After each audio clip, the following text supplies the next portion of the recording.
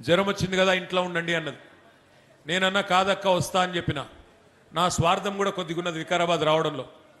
పెద్దలు కేసీఆర్ గారు ఎప్పుడు చెప్తుంటారు, వికారాబాద్ కా హవా లాఖో మరీజోं का దవా. మరి ఇక్కడికి వస్తే ఈ గాలి పీల్చుకుంటే నా జ్వరం కూడా దెబ్బకు మాయమవుతుంది. అట్లే డాక్టర్ సాబ్ కూడా ఉన్నాడు.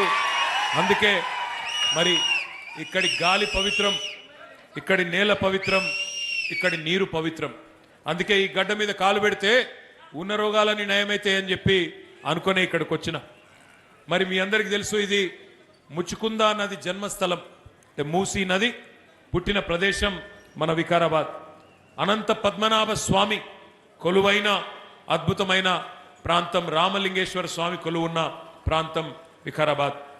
కొండలు, లోయలు, బ్రహ్మాండమైన సెలయేళ్ళు, అన్నిటి అలవాలం అద్భుతమైన పర్యాటక కేంద్రం. తెలంగాణకు ఒక రకంగా చెప్పాలంటే ఒక హిల్ స్టేషన్ దగ్గరలో హైదరాబాద్కి ఏమైనా ఉన్నదా అంటే మన వికారాబాదే. అందుకే మరి ఇక్కడ నీరు అమృతము, గాలి ఔషధము, ప్రకృతి అద్భుతం. గాలి పీల్చితే రోగాలే మాయమైతే అని చెప్పి మన పెద్దవాళ్ళు చెప్పేది. మరి ఈరోజు ఇక్కడ గాలి మంచిదే, నేల మంచిదే, కానీ ఇక్కడి నాయకులు ఎవరినైతే మనం ఎన్నుకున్నామో వాళ్ళు ఎట్లాంటి వాళ్ళు కూడా ఒక్కసారి మీరు ఆలోచించాలి. ఈ జిల్లా నుంచే స్పీకర్ గారు ఉన్నారు, ఇదే జిల్లా నుంచి ముఖ్యమంత్రి గారు కూడా ఈరోజు ప్రాతినిధ్యం వహిస్తున్నారు. నేను మిమ్మల్ని అందరినీ ఆలోచించమని కోరేది ఒకటే. 2023 నవంబర్ మాసంలో నేను ఇదే వికారాబాద్కి వచ్చిన. ఆనంద్ గారు ఆ రోజు పెద్ద మీటింగ్ పెడితే అందరిని ఉద్దేశించి ఆ రోజు కూడా మిమ్మల్ని అభ్యర్థించిన. పెద్దలు కేసీఆర్ గారు కూడా వచ్చి మీ అందరికీ చెప్పిండు, అయ్యా ఓటేసే ముందు ఆలోచించండి, మోసపోతే గోసపడతాం, ఆగమైతం, దయచేసి ఆలోచించి ఓటేయండి అని కేసీఆర్ గారు ఒక్కొక్క రైతన్నకు, ఒక్కొక్క ఆడబిడ్డకు కాంగ్రెస్ మాయ మాటలు నమ్మకండి అని ఒక్కొక్కరికి చెప్పిండు. విన్నోళ్ళు విన్నరు, విననోళ్ళు వినలేదు. ఏమైంది వికారాబాద్లో? 12,000 ఓట్ల మెజారిటీతోని కాంగ్రెస్ గెలిచింది, బీఆర్ఎస్ ఓడింది. సరే, గెలిచింది కాంగ్రెస్, ఓడింది బీఆర్ఎస్. మరి జరిగింది ఏంది? లాభమా నష్టమా? ఎవరికి జరిగింది ఆలోచించండి. ఎమ్మెల్యేగా గతంలో ఆనంద్ గారు 5 ఏళ్ళు పనిచేసింది. 5 ఏళ్ళు పనిచేసినప్పుడు ఆనంద్ గారు ఒక డాక్టర్గా కావాలంటే తన ప్రాక్టీస్ ఉన్నది, సంపాదించుకోవచ్చు, భార్య డాక్టరు, ఆయన డాక్టరు, 2 చేతులా సంపాదించవచ్చు, సుఖంగా పిల్లలను చూసుకుంటూ సమాజం గురించి పట్టింపు లేకుండా ఆయన పని ఆయన చేసుకోవచ్చు. కానీ 5 ఏళ్ళు తనలాడిండు. అందులో 2 ఏళ్ళు కరోనా. 1 సంవత్సరం ఎవరికైనా నేర్చుకున్న తందుకే పడుతుంది కొత్త ఎమ్మెల్యేకు.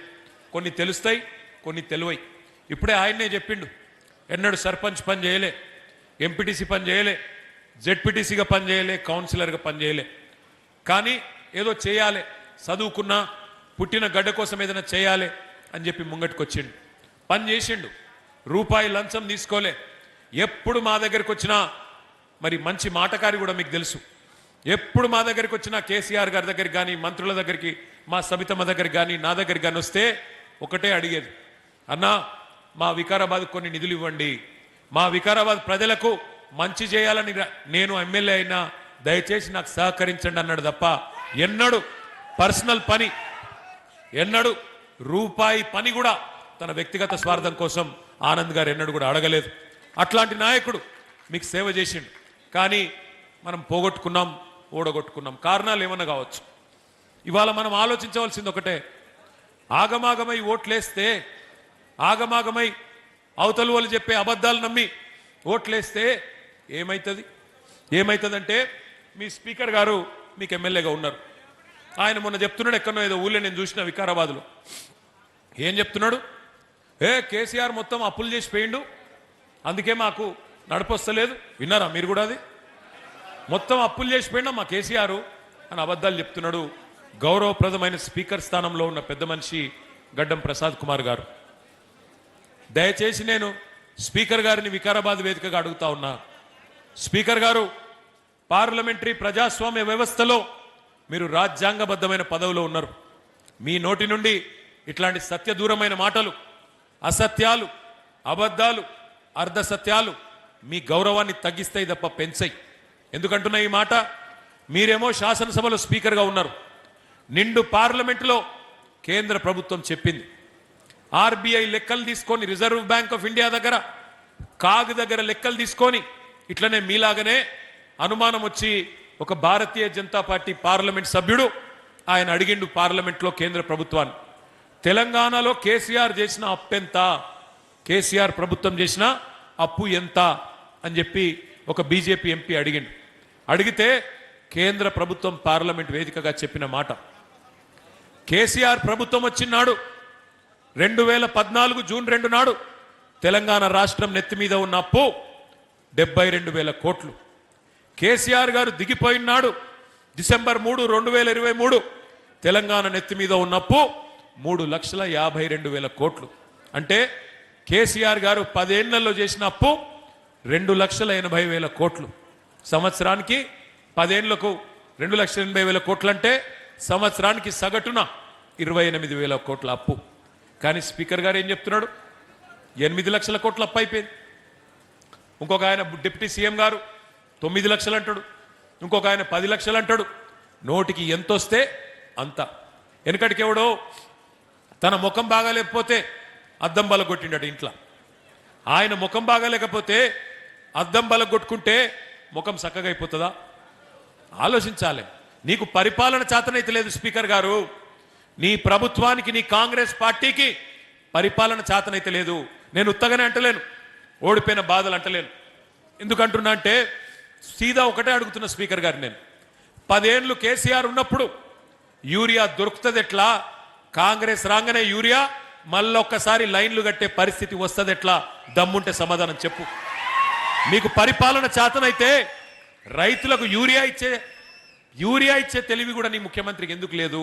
నేను అడుగుతా ఉన్నా ఒక యూరియానే కాదు కేసీఆర్ ఉన్నప్పుడు కరెంటు చక్కగా వస్తుంది ఇవాళ కరెంటు చక్కగా రాదు కేసీఆర్ ఉన్నప్పుడు మంచినీళ్ళు చక్కగా వస్తాయి ఇవాళ మంచినీళ్ళు కూడా ఇచ్చే తెలివి లేదు కేసీఆర్ ఉన్నప్పుడు టైంకు రైతు బంధు పడుతుంది ఇవాళ రేవంత్ రెడ్డి వచ్చినాక రైతు బంధు కూడా దిక్కు లేదు ఆ రోజు ఏమన్నారు ఎన్నెన్ని డైలాగులు కొట్టిన రైతులకు ఒక్కసారి యాద్ చేసుకోండి మర్చిపోతే మీకు చూపెడదామని తెచ్చిన వీడియోలు ఒక్కసారి ఆ వీడియోలు చూపెట్టమ్మా జరగండి మీ స్క్రీన్ కట్టడం జరగండి కొద్దిసేపు డిస్టర్బ్ చేయకండి తల్లి ప్లీజ్ అప్పుల పాలు నిజంగానే అనుకుందాం ఒక్క నిమిషం ప్రసాద్ అన్న చెప్పింది నిజమే అని ఒక్క నిమిషం అనుకుందాం మరి సరే కేసీఆర్ అప్పు చేసిండు ఏం చేసిండు కేసీఆర్ గారు అప్పు చేసి ఏం చేసిండు అంటే 200 రూపాయల పెన్షన్ను 2,000 రూపాయలు చేసి 46 లక్షల మంది గరీబోళ్ళకు ఆసరాయిండు కేసీఆర్ అవును కేసీఆర్ అప్పు చేసిండు ఏం చేసిండు అప్పు చేసి 14 లక్షల మంది ఆడపిల్లలకు ఒక్కొక్కరికి 1,00,000 రూపాయలు మేనమామలాగా ఇచ్చి కళ్యాణ లక్ష్మి షాదీ ముబారక్ పేరు మీద 14 లక్షల మంది ఆడపిల్లలకు పెళ్లిళ్ళు చేసిండు అవును కేసీఆర్ అప్పు చేసిండు ఏం చేసిండు చేసి 15 లక్షల మంది ఆడబిడ్డలకి మగ పిల్లగాడు పుడితే 12,000 ఆడపిల్ల పుడితే 13,000 రూపాయలు ఇచ్చి వాళ్లకు పెద్ద దిక్కై నిలబడ్డాడు అవును కేసీఆర్ అప్పు చేసిండు 1,022 గురుకుల పాఠశాలలు పెట్టి ఒక్కొక్క పిల్ల మీద ఒక్కొక్క పిల్లోడి మీద 1,20,000 రూపాయలు ఖర్చు పెట్టి దగ్గర 7 లక్షల మంది పిల్లలకు చదువు చెప్పించిండు కేసీఆర్ అవును కేసీఆర్ అప్పు చేసిండు ఏం చేసిండు చేసి మీ వికారాబాదును దశాబ్దాల మీ కలను జిల్లా చేసి ఎస్పీని కలెక్టర్ను ఇక్కడ కూర్చోబెట్టిండు కేసీఆర్ అద్భుతమైన కలెక్టరేట్ అద్భుతమైన ఎస్పీ కార్యాలయం కట్టి దశాబ్దాల మీ కళ వికారాబాద్ జిల్లా కావాలన్న కళ నెరవేర్చిండు కేసీఆర్ అవును కేసీఆర్ అప్పు చేసిండు ఏం చేసిండు చేసి రంగారెడ్డి ఉమ్మడి జిల్లాలోనే ఒక్క మెడికల్ కాలేజీ లేకుండే అట్లాంటిది రంగారెడ్డి జిల్లాలో ఒక్క మెడికల్ కాలేజీ ప్రభుత్వ రంగంలో లేకపోతే ఒక్క రంగారెడ్డి జిల్లాలో కాదు రంగారెడ్డిలో వికారాబాద్లో మేడ్చల్లో మొత్తం 33 జిల్లాల తెలంగాణలో 33 మెడికల్ కాలేజీలు 33 నర్సింగ్ కాలేజీలు కట్టించి ఎస్సీ ఎస్టీ బీసీ మైనారిటీ పిల్లలకు ఇలా డాక్టర్లు అయ్యే అవకాశాన్ని కల్పించిండు కేసీఆర్ అవును కేసీఆర్ అప్పు చేసిండు కరెంటు ఇయ్యక మీరు సతాయిస్తుంటే 1,00,000 కోట్లు ఖర్చు పెట్టి కొత్త సబ్ స్టేషన్లు కొత్త లైన్లు కొత్త ట్రాన్స్ఫారంలు అన్ని పెట్టి 24 గంటల కరెంటు రైతులకు ఇచ్చిన మొనగాడు కేసీఆర్ మీరు అంధకారంలో ఇడిచిపట్టిపోతే తెలంగాణని ఆ తెలంగాణను చక్కగా చేసిండు కేసీఆర్ అవును కేసీఆర్ అప్పు చేసిండు 73,000 కోట్ల రూపాయలు 70 లక్షల మంది రైతుల ఖాతాల్లో 11 సార్లు వేసిన నాయకుడు భారతదేశ చరిత్రలో ఒకే ఒక్కడు కేసీఆర్. నేను అడుగుతున్నా స్పీకర్ గారిని, రేవంత్ రెడ్డి గారిని, మరి కేసీఆర్ అప్పు చేస్తే ఏం చేసిండు అంటే ఇంకొక గంట చెప్తా నేను. గన్ని పథకాలు ఉన్నాయి మనం చేసినాయి. మరి మీరొచ్చి 2.5 ఏళ్ళ 100 రోజుల్లోనే 6 గ్యారంటీలు అంటివి, 100 రోజుల్లోనే అటున్న చంద్రుణ్ణి తీసుకొచ్చి ఇటు పెడతా అంటివి. మరి ఏమా 100 రోజుల్లోనే విద్యా భరోసా కార్డు, 100 రోజుల్లోనే రైతు భరోసా, 100 రోజుల్లోనే మహిళలకు 2500 ఒక్కలకన్నా ఇచ్చినవా? ఇది ఒక ఎస్సీ రిజర్వ్డ్ నియోజకవర్గం. నేను అడుగుతున్న స్పీకర్ గారిని, మీరే కదా చేవెళ్లలో ఎస్సీ డిక్లరేషన్ అని పెట్టి దళిత బంధు కాదు మేమొస్తే కేసీఆర్ 10 లక్షలు ఇస్తుండు, మేము 12 లక్షలు ఇస్తామన్నావు, యాదికున్నదా? ఇంకా అందానికి అంబేద్కర్ గారి పేరు పెట్టిండు, అంబేద్కర్ అభయహస్తం అని చెప్పి. ఇచ్చినవా 12 పైసలు అన్నవనికన్నా? ఇచ్చిండా? వికారాబాద్లో మన స్పెషల్గా ఇచ్చిరేమి? ఇచ్చిర్రా అయ్యలేదా? ఒక్క హామీ అని నిలబెట్టుకున్నాడా? 100 రోజులు, 6 గ్యారంటీలు, 420 హామీలు, 13 డిక్లరేషన్లు, ఒక్క పనన చేసిండా? ఇలా ముఖ్యమంత్రి గారిని అడిగితే గట్టిగా, ఏమైనా రేవంత్ రెడ్డి ఉన్నావు 3 ఫీట్లు కానీ 30 ఫీట్లో లెక్క మాట్లాడుతీవి, పెద్ద పెద్ద డైలాగులు కొడుతీవి, తీస్మార్ ఖాన్ లెక్క మాట్లాడుతీవి కదా, ఏమైనా మరి 100 రోజులు ఎడవా అంటే ఇప్పుడు కొత్త డైలాగ్ నేర్చుకున్నాడు. ఎంత కండలు తిరిగినోడైనా 3 నెలలనే పిల్లలు పుట్టిస్తాడా? మాకు తెలియదా 3 నెలల పిల్లలు పుట్టారని? మాకు పెళ్ళిళ్ళు కాలే, మాకు పిల్లలు లేరా? మనకు తెలియదా 9 నెలలకు పిల్లలు పుడతారని? దానికి ముఖ్యమంత్రి చెప్పన్నా? మరి నేను అడుగుతున్న వికారాబాద్లో, అయ్యా స్పీకర్ గారు, ఇక ఆయన చెప్తలేడు, నువ్వన్నా చెప్పు. 3 నెలల పిల్లలు పుట్టారు, సరే ఒప్పుకుంటా, కానీ మరి 30 నెలలకు కూడా పుట్టకపోతే నిన్నేమని విలువాలే? నేనేం అంటలేను సుమా, నేనేం అంటలేను.